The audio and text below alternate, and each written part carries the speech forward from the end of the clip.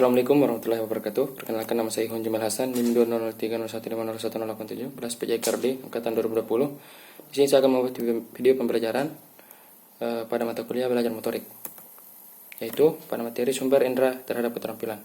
Nah, baik, indera manusia merupakan faktor penting dalam pembuatan gerak yang berorientasi pada keterampilan, baik untuk keterampilan sederhana maupun keterampilan tingkat tinggi. Fungsi dari indera tentu saja terutama berhubungan dengan sumbangannya terhadap keberhasilan gerak. Sebab gerak sendiri merupakan hasil dari proses pengolahan informasi yang diterapkan oleh indera manusia. Nah, selanjutnya demikian juga untuk olahraga-olahraga seperti senam dan lompat indah. Mereka yang memenangkan kejuaraan dalam cabang ini adalah mereka yang mampu menguasai gerakan tubuhnya secepat mungkin secara lebih baik.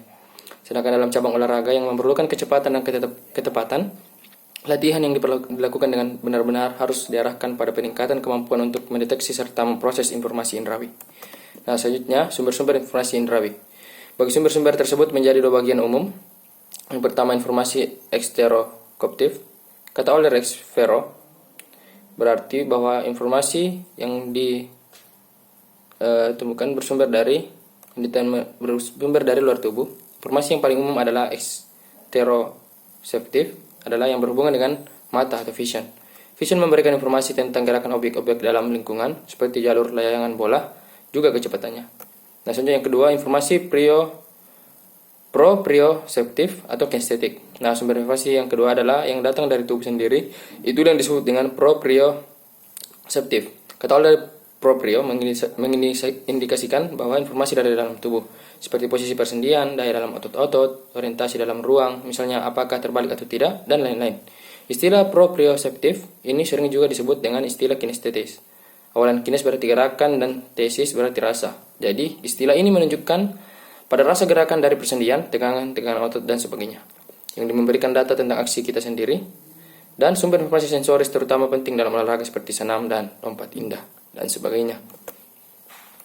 Misalnya beberapa reseptor penting menyediakan sistem neuromuskuler dengan informasi kinestetis, yaitu vestibular apparatus dalam telinga.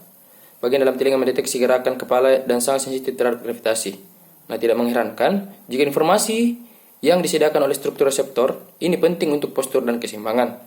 Nah, selanjutnya reseptor lain menyediakan informasi tentang anggota tubuh. Reseptor ini terletak dalam persendian dan di sekitar kapsul sendi, dinamakan joint receptors, yang memberi tanda tentang posisi-posisi sendi, terutama pada gerak sendi yang ekstrim. Nah, selanjutnya sistem pengontrolan lobe tertutup ini suatu cara yang penting untuk menggambarkan bagaimana informasi dari indera berfungsi dalam perilaku gerak adalah dengan menyamakannya dengan sistem kontrol loop tertutup. Loop diartikan sebagai cekungan atau putaran, sedangkan dengan sistem pengontrol loop tertutup diartikan sebagai suatu sistem yang tidak terputus tetapi melingkar lagi dari awal. Nah, selanjutnya manusia menggunakan proses pengontrolan closed loop untuk jenis penampilan manusia tertentu seperti mengendarai mobil. Nah, sopir akan menggunakan informasi visual tentang posisi mobil di jalan untuk memperoleh umpan balik tentang perbedaan antara posisi aktual mobil dan posisi yang diinginkan. Sebagaimana dapat dilihat dalam contoh ini, umpan balik yang digunakan pengendara untuk memelihara tujuan yang diinginkan datang dari informasi sensoris yang bersifat eksteroreseptif, misalnya jalur jalan dan posisi mobil. Dan proprioseptif atau kinestetik, misalnya merasakan jalannya mobil dan gerakan tangan serta tangan. Selanjutnya pengontrolan closed loop dalam model konseptual. Dalam model sebelumnya telah diperkenalkan model konseptual dari penampilan manusia yang menggambarkan bagaimana individu memproses informasi dalam 3 tahapan, yaitu pengenalan stimulus, pemilihan respon, dan pemrograman respon. Nah, inilah salah satu gambar pada model pengendalian sistem loop tertutup. Nah, selanjutnya keterbatasan sistem loop tertutup. Model konseptual yang diperhatikan pada gambar 3,2 tadi itu berisi sistem pengendalian tertutup yang melibatkan 3 tahapan pengolahan informasi. Memasukkan tahapan tersebut ke dalam sistem merupakan keuntungan, karena pengolahan informasi memberikan kelenturan dalam pengontrolan gerakan dan memungkinkan berbagai pilihan dan strategi gerak, tergantung pada rangkaian tugas dan kondisi lingkungan tertentu. Sedangkan kelemahannya yang terutama adalah proses pengendaliannya yang amat lambat, terutama dalam tahapan pemrograman respon. Nah, selanjutnya prinsip-prinsip kontrol visual. Nah, panca indera yang mengambil peranan dalam berlangsungnya motor kontrol dan dalam praktiknya sering dianggap beroperasi sama dalam menghasilkan penampilan yang terampil, tetapi penelusuran lebih lanjut mengindikasikan bahwa fungsi vision ternyata berbeda. Nah, selanjutnya pertama, vision mempunyai peran yang penting dalam kegiatan sehari-hari, dan orang yang dihilangkan kemampuan visionnya akan mendapat kesulitan untuk berfungsi normal dalam dunia yang didominasi oleh fungsi visual ini.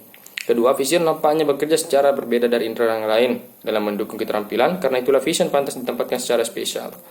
Nah, adapun dua sistem visual dalam kontrol gerak, yaitu sejak sekitar 20 tahun belakangan ini semakin jelas bahwa dua fungsi yang berbeda dari visual mendasari sistem visual manusia.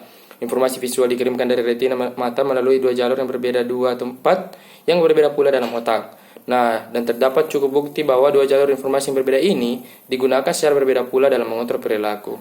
Nah, kedua sistem itu adalah, yang pertama focal system atau dikhususkan untuk mengidentifikasi objek, dan yang kedua ambient system dikhususkan untuk mengontrol gerak.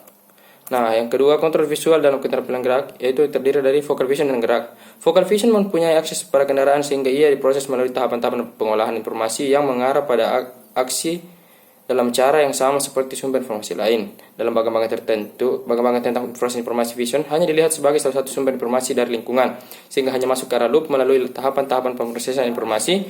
Dalam satu hal ini memang kelihatan nyata.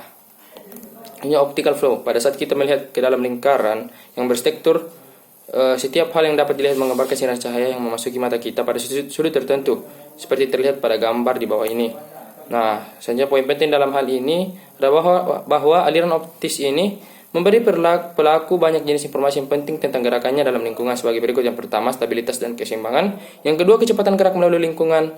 Yang ketiga, arah gerakan yang relatif ke arah objek dalam lingkungan. Yang keempat, gerakan objek-objek lingkungan yang relatif ke pelaku. Dan yang terakhir, waktu sebelum kontak antara pelaku dan objek. Nah, selanjutnya peranan optical flow. Informasi yang bisa diberikan oleh pola optical flow minimal ada dua, yaitu yang pertama memberikan informasi tentang waktu tempuh suatu benda, dan yang kedua memberikan keseimbangan.